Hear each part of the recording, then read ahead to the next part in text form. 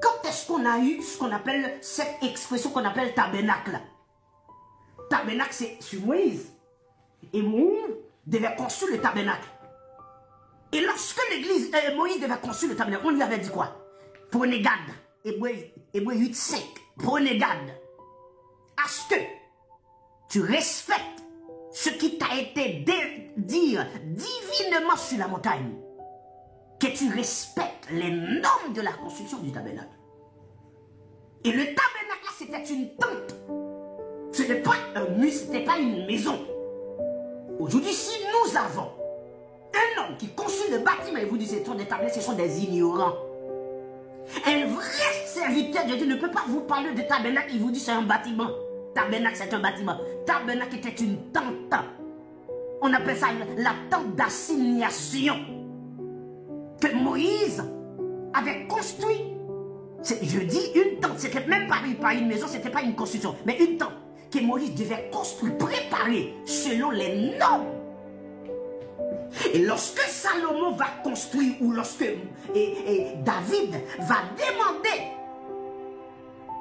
à ce monsieur d'acheter une partie de son territoire pour construire, parce que c'est là où David avait prié Dieu.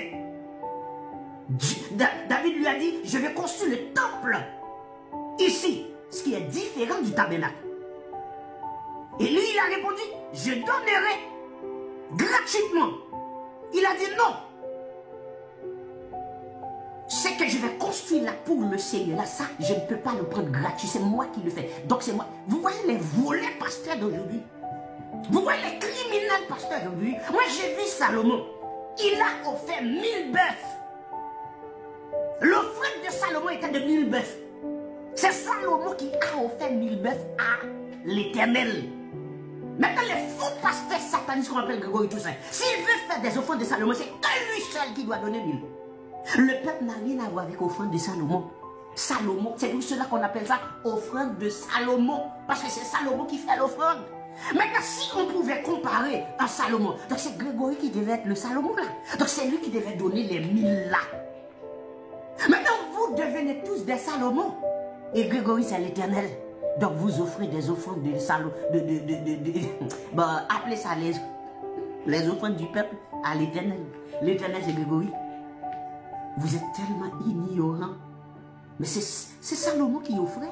C'est Salomon qui donnait des sacrifices. C'était Salomon.